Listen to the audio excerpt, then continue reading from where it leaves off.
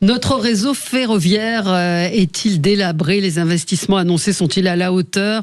On se souvient la semaine dernière, il y a quelques jours, de la mésaventure d'un millier de voyageurs pendant le week-end de la Pentecôte. Ils sont restés bloqués pendant 8 heures. Ouais. 8 heures bloqués en pleine canicule dans 2 TGV, notamment Paris-Nice, à cause de la chaleur, effectivement, qui a détendu des caténaires. L'alimentation électrique a donc été tout simplement interrompue. Quand vous avez 40 degrés dehors, vous avez 60 degrés sur le rail, a justifié le PDG de la SNCF, Jean Castex, lorsqu'il est revenu sur l'incident. La chaleur, la canicule, en toile de fond évidemment, le réchauffement climatique qui multiplie ce genre de séquences et qui va nécessiter de s'adapter. Le problème de mauvais état du réseau ferroviaire, pourtant, il concerne plutôt les petites lignes qui ont été justement sacrifiées ces dernières décennies au profit de ces LGV, de ces lignes à grande vitesse, nous disent beaucoup d'observateurs. Absolument. Et justement, il y a quelques jours, le ministère des Transports a annoncé une augmentation massive, je mets des guillemets, des investissements dans les infrastructures ferroviaires vieillissantes. Alors, qu'est-ce que ça signifie ? Des investissements annuels en hausse de 50% sur le ferroviaire, c'est-à-dire 1,5 milliard d'euros par an, en plus, qui s'ajoute aux 3 milliards qui étaient déjà budgétés, qui étaient déjà sur la table. Donc, il y a du travail, forcément. Réparer les voiles, les caténaires, moderniser les feux, les panneaux, adapter aussi le terrain au changement climatique. Par exemple au risque de glissement de terrain par endroit. Un projet de loi voté au Sénat prévoit aussi de mettre à contribution à l'avenir les péages autoroutiers sur le financement du rail dès 2032. Le gouvernement espère faire voter ce projet de loi définitivement par l'Assemblée nationale dès cet été. En tout cas, ce texte prévoit aussi d'indexer le financement du rail sur l'inflation à l'avenir pour éviter que les investissements s'étiolent avec les années et les décennies, comme ça a peut-être été le cas jusqu'à présent. Oui, et donc on est en ligne avec Patricia Perren, bonjour. Vous êtes économiste, experte du ferroviaire au cabinet Transmission. Quelle est votre analyse à vous ? Est-ce que c'est une réalité que cette vétusté de notre système ferroviaire, de notre réseau ferroviaire ? Oui, il y a un consensus aujourd'hui sur le fait qu'effectivement, on a sous-investi dans le réseau, comme vous l'avez dit, depuis qu'on a mis en place les lignes à grande vitesse. Donc depuis les années 80, c'est vrai que c'était essayer de faire même budget constant. Et donc évidemment, si on construit de nouvelles lignes, on a négligé le réseau dit classique. Et on est arrivé donc dans les années 2000 et puis jusqu'à aujourd'hui 2020 à un sous-investissement chronique, voilà, qu'il faut aujourd'hui rattraper. Oui. Ça, c'est une réalité. Mais pourquoi on a pris autant de retard ? Parce que comme vous savez, le budget n'est pas extensible de la nation et donc en fait, il y avait cette illusion qu'on arriverait à faire pareil avec moins d'argent. Et en fait, c'est un peu comme des routes. Vous voyez, au début, vous bouchez les nids de poules et ça passe. Mais pendant quelques années, vous arrivez à ne pas voir sous-investissement. Et au bout d'un moment, vous avez ce qu'on appelle une dette grise. À un moment donné, il faut vraiment faire des gros travaux et renouveler énormément. Et c'est là où on en est arrivé. Comme on a sous-investi dans les années 90-2000, aujourd'hui, on se retrouve face au mur. Et il y a ce mur d'investissement et ce besoin, comme ça a été dit, d'1,5 milliard supplémentaire par an, si on veut espérer maintenir le réseau et puis un peu le moderniser également. Mais moi, j'ai l'impression... Alors, le réseau, on est d'accord, c'est pas la SNCF, c'est un prestataire maintenant, le réseau. Non, faut dissocier il y a deux entreprises. Il y a une entreprise qui s'appelle SNCF Réseau et une entreprise qui s'appelle SNCF Voyageurs. Donc, c'est toujours la SNCF Réseau qui entretient le réseau. Et alors moi j'avais l'image que la SNCF était très bénéficiaire. Alors où est passé l'argent ? Alors tout à fait. En fait, ce qui gagne de l'argent, c'est pas SNCF Réseau qui perd de l'argent, mais SNCF Voyageurs. C'est surtout les TGV. Vous voyez, les TGV en ce moment, il n'y a jamais eu autant de monde dans les trains en général et dans les TGV également. Et puis, avec le système de tarification, le prix du billet qui est quand même assez élevé pour les TGV, on peut le dire. Effectivement, SNCF, depuis la sortie du Covid, il dégage entre 1 et 2 milliards par an. Et cet argent-là, il est réinjecté dans le réseau ferroviaire. Donc, l'argent, il est utilisé effectivement pour rénover le réseau ferroviaire. Mais dans les 3 milliards dont vous parliez, il y a déjà cette somme. Et voilà, il faudrait 4 milliards et demi. Et du coup, même si 1 et 2 milliards, entre 1 et 2 milliards, en gros, c'est une très belle somme, c'est pas suffisant, ça ne suffit pas pour rénover l'ensemble du réseau. Et voilà, et c'est pour ça qu'il y a eu une conférence organisée par les acteurs. Moi, j'avais entendu qu'en fait, le gouvernement ponctionnait la SNCF pour renflouer ses caisses et que, du coup, la SNCF se retrouvait sans argent. Est-ce que le gouvernement est responsable du fait que la SNCF ne peut pas jouir de tous ces bénéfices ? Alors, en fait, au contraire, en fait, ce que fait le gouvernement, c'est de prendre le bénéfice de SNCF Voyageurs, donc des trains, pour le mettre dans le réseau. Et si on dit qu'on ponctionne, c'est parce qu'en fait, il y a des concurrents aujourd'hui. Il n'y a pas beaucoup de concurrence sur le transport voyageur, mais il y a quand même un petit peu de concurrence. Trenitalia qui fait Paris-Lyon, Marseille, et puis Renfe qui vient depuis l'Espagne jusqu'à Marseille et Lyon. Voilà, ces entreprises-là n'ont pas le même système. C'est-à-dire que si elles faisaient du bénéfice, pour l'instant, elles n'en font pas, mais si elles faisaient du bénéfice, elles ne seraient pas ponctionnées. Voilà.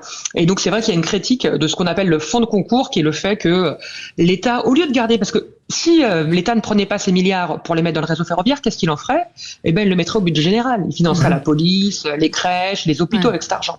Bon, là, en fait, ce qu'il fait, c'est qu'il prend l'argent qu'il gagne en tant qu'actionnaire de SNCF Voyageurs pour entretenir son réseau ferroviaire au bénéfice de tous les trains, quoi. Alors 0826 300 300, appelez-nous si vous êtes un usager régulier de la SNCF pour nous raconter, parce qu'il y a des lignes qui sont plus impactées que d'autres. Patricia Perren, n'est-ce pas? Oui, tout à fait. En fait, les lignes qui ont beaucoup souffert finalement. Donc, il y a évidemment les petites lignes, dont certaines encore, il y en a une qui a fermé récemment. Mais on parle souvent des deux lignes qui sont Paris-Toulouse et Paris-Clermont, parce que c'est des lignes classiques. Ce sont pas du tout des petites lignes. Hein. Paris-Toulouse, Paris-Clermont, c'est des lignes hyper structurantes. Mais c'est vrai que l'infrastructure était très dégradée. Donc, il y a eu des travaux importants sur Paris-Orléans. Mais par exemple, si vous parlez des gens de Clermont-Ferrand ou de Vichy, ils vont vous raconter leur galère de train, les passages à niveau, les trains arrêtés, les trains annulés du fait de la chaleur et que le matériel roulant ne soit pas fiable en termes de climatisation. Oui, ces lignes-là, par exemple, c'est vraiment des lignes qui ont beaucoup souffert. On peut dire des lignes au rabais en quelque sorte, quoi. Alors, en même temps, pour ces lignes-là qui sont une fois de plus pas des petites lignes, il y a eu une prise de conscience. Et par exemple, moi j'habite dans le Berry, hein. Je vous appelle en direct depuis Bourges. Et du coup, la ligne Paris-Vierzon-Toulouse. J'allais vous en parler. Je la connais bien aussi. On a fermé pendant plusieurs mois. Mais bon, maintenant c'est bon, on est revenu à une situation qui est plutôt bonne. Mais c'est vrai, je connais très bien cette ligne. J'avoue que ça a été très compliqué et que au point que certains avaient peur de prendre cette ligne. Je pense à des personnes âgées qui se retrouvaient avec des retards, des annulations. Donc tant mieux s'il y a eu, s'il y a eu des améliorations. Quels sont le mois vert à moitié plein, à moitié vide. Ces lignes-là, on voit le bout du tunnel, quoi. Si c'était un peu long. Quels sont les impacts concrets justement de cette vétusté sur la régularité des trains et la capacité du réseau et la sécurité? Très concrètement, vous avez des taux de fiabilité, de régularité, d'annulation des trains qui sont supérieurs sur ces lignes. Vous voyez des choses comme si vous avez sous-investi, vous pouvez avoir des dérangements au passage à niveau. Il y a aussi par exemple, sur la ligne Paris-Orléans, il y avait des ralentissements. Donc, on allait moins vite que les temps historiques. C'est un peu comme une voiture. Si vous êtes sur une route qui est en mauvais état, si vous roulez doucement, vous allez rester en sécurité. Voilà. Et donc, c'est ce qu'on faisait, des ralentissements et du coup, des temps de trajet. Pareil, hein, les gens de Clermont pourraient vous en parler, qui sont plus lents que les temps de trajet historiques. Est-ce que c'est des bonnes pistes qui sont sur la table selon vous dans ce projet de loi qui a été adopté par le Sénat mais pas encore par l'Assemblée nationale, à savoir au-delà des hausses de budget, faire contribuer à l'avenir les péages autoroutiers et puis aussi indexer sur l'inflation les budgets? Alors moi, la prise en compte des péages autoroutiers, ça me paraît vraiment une bonne solution parce qu'en fait, on a cette difficulté, c'est que tous les politiques en permanence sont tous d'accord pour dire il faudrait mieux investir, ne pas avoir de dette grise. Et en fait, on le voit bien aujourd'hui, quand il y a besoin, il faut trouver 20 milliards, et ben on coupe un petit peu, on recoupe un petit peu, on n'arrive pas à avoir cette discipline de se dire on a un beau patrimoine, il faut l'entretenir, il faut qu'il y ait des recettes qui soient fléchées. Et donc là, ce que dit le projet de loi, c'est qu'il faut que l'argent du transport reste au transport. On sait qu'il y a de l'argent dans les autoroutes. Alors, pour expliquer un petit peu, en fait, les autoroutes, les contrats, ils vont arriver à terme, les contrats autoroutiers, à partir de 2030. Voilà. Et du coup, comme les autoroutes, on n'en construit plus trop, finalement, on pourrait baisser les péages autoroutiers. Et du coup, ça serait pas une augmentation des péages autoroutiers, ça serait une non-baisse. Donc, en plus, on a cette opportunité historique, voilà, d'utiliser cette manne-là au bénéfice du transport ferroviaire, mais aussi pour le réseau de routes nationales et départementales qu'il faut pas oublier, qui sont aussi en mauvais état. Et du coup, ça me paraît quelque chose de sain parce que ça permet de sortir des cycles où, en fait, tout le monde veut le faire, mais à chaque fois, il y a toujours une autre priorité qui fait que le budget n'est pas là, quoi. Puisque Stéphane nous dit que les lignes sont au rabais, mais pas les prix. Effectivement, la SNCF j'en parlerai après la pub. Bon, alors on se retrouve dans un instant, 0826 300 300. À tout de suite et appelez-nous pour témoigner, pour nous raconter comment se passent vos voyages en train. À tout de suite. 10h midi, mettez-vous d'accord. Sud Radio. Sud Radio, le 10h midi, mettez-vous d'accord, Valérie Expert. Notre réseau ferroviaire est-il délabré? Les investissements sont-ils à la hauteur? Des investissements ont été annoncés, néanmoins certaines lignes, on l'a dit, sont en souffrance. On en parle avec Patricia Perren, économiste, experte du ferroviaire au cabinet Transmission. Et c'est vrai que nos auditeurs, on vous attend au 0800 26 300 300, mais sur le Facebook témoigne effectivement d'un réseau compliqué. Et Stéphane nous dit où passe le pognon. C'est un peu ma question. Ma question. Mais moi, je voulais savoir comment Trenitalia et la Renfe pour l'Espagne arrivent à avoir des tarifs très très concurrentiels par rapport à la SNCF. Et ça sous-entend également, puisqu'il y a beaucoup d'argent, peut-être une partie de cet argent pourrait faire baisser les tarifs des tickets. C'est un service public. On leur demande pas d'être bénéficiaire. On leur demande de rendre un service public. Alors là, je suis pas tout à fait d'accord avec vous, parce que en fait, il y a deux types de trains en France. Il y a effectivement des trains de service public, ça c'est les trains TER et les intercités, mais le TGV, l'ancien PDG de SNCF l'avait dit, c'est pas un service public. Et d'ailleurs, l'État demande à SNCF de gagner de l'argent. Ouais. Donc en fait, c'est pas SNCF qui serait méchante et qui ferait des tarifs élevés alors que ça serait un service public. C'est l'État qui lui dit le TGV n'est pas un service public, gagne beaucoup d'argent, et il demande à SNCF de gagner beaucoup d'argent parce qu'il y a besoin de cet argent pour l'infrastructure ferroviaire, comme on vient d'en parler. Voilà. Donc non, le TGV, dans la loi, n'est pas un service public. Ce qui est un service public, par contre, c'est le TER et l'intercité. Et là, je suis pas d'accord sur les prix, parce que si vous regardez le prix du billet ne couvre qu'un tiers du coût du service pour les TER. Donc ça veut dire que 2 tiers est financé par l'impôt.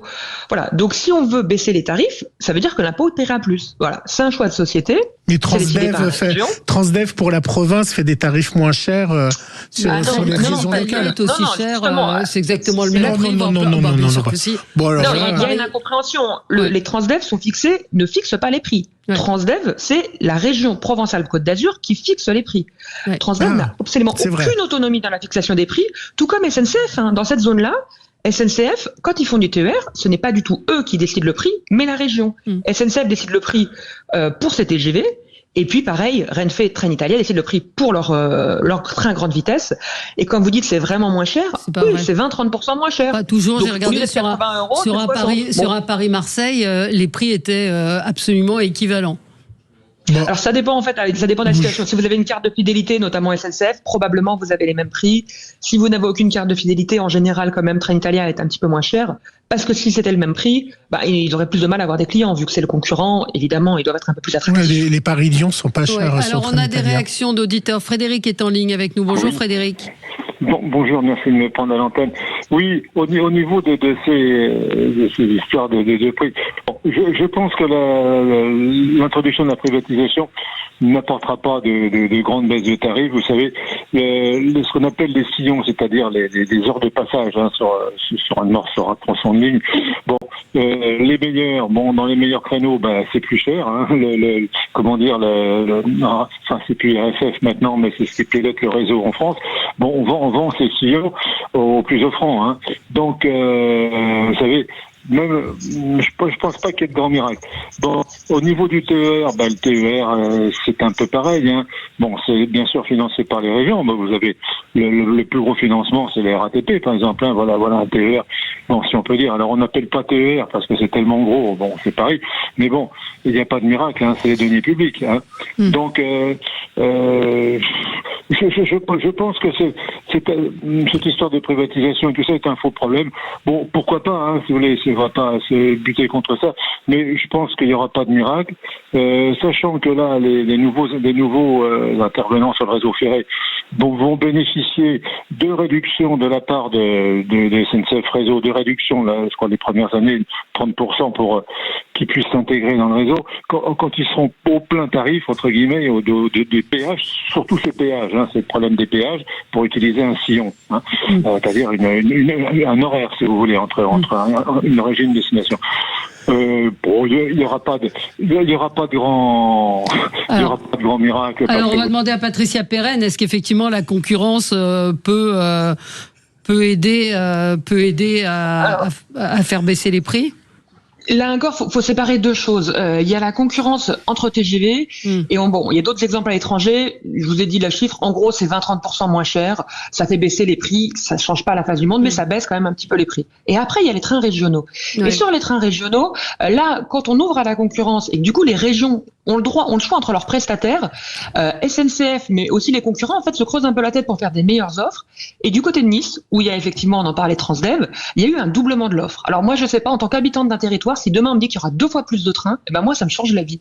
Voilà. Le tarif du billet ne va pas changer parce qu'une fois de plus, le tarif, il est fixé par la région.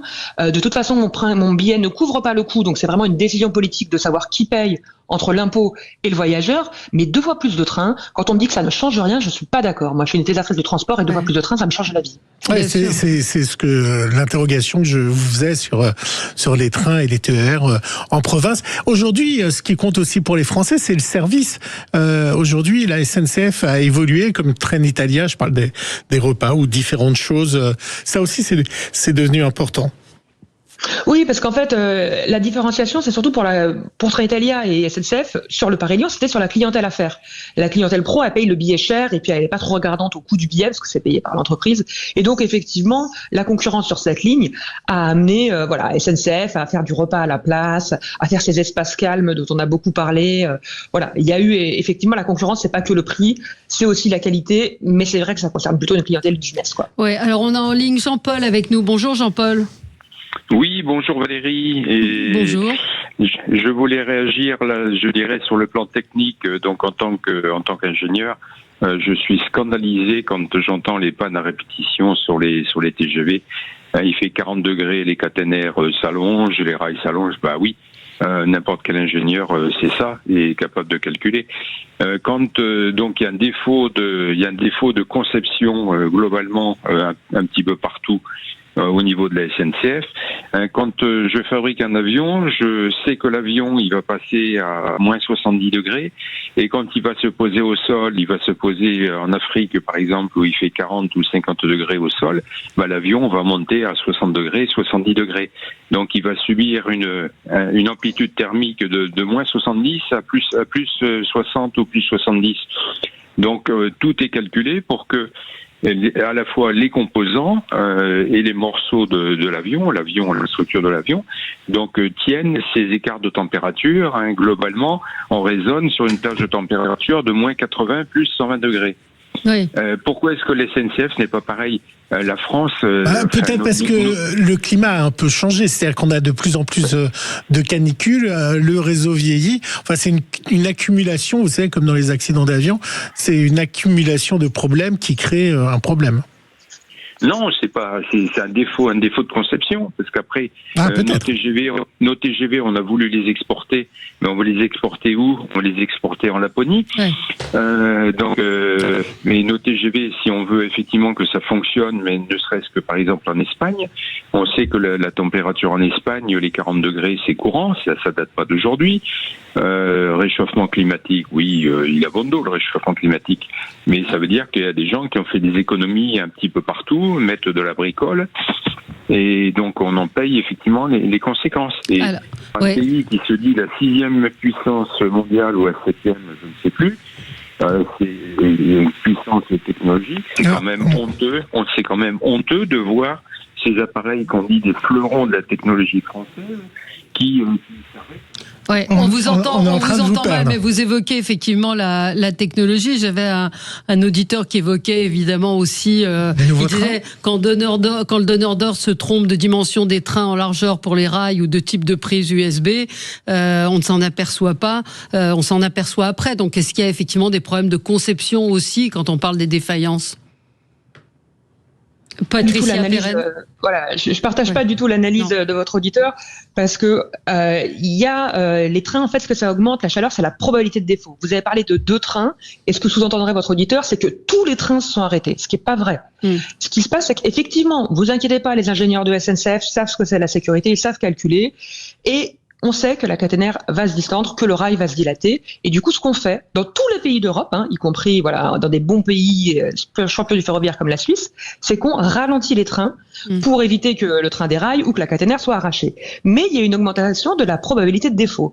Et quand il y a un défaut, quand un train est arrêté, quand 2 trains sur des milliers, on pourrait faire les statistiques, sont arrêtés, on a ce souci aujourd'hui qui est effectivement comme la caténaire, ce qui donne l'électricité est cassé, il y a plus de chauffage quand on est en hiver et il y a plus de climatisation quand on est été. Et ça, c'est un problème. Dans les futurs TGV qui arrivent, qu'on appelle les TGV-M, il y aura une solution, une petite batterie de secours qui permettra d'aller à la gare suivante, de mettre de la clim, et puis si on est à la gare suivante, d'ouvrir les portes. C'est aussi basique que ça, que les gens puissent descendre en sécurité.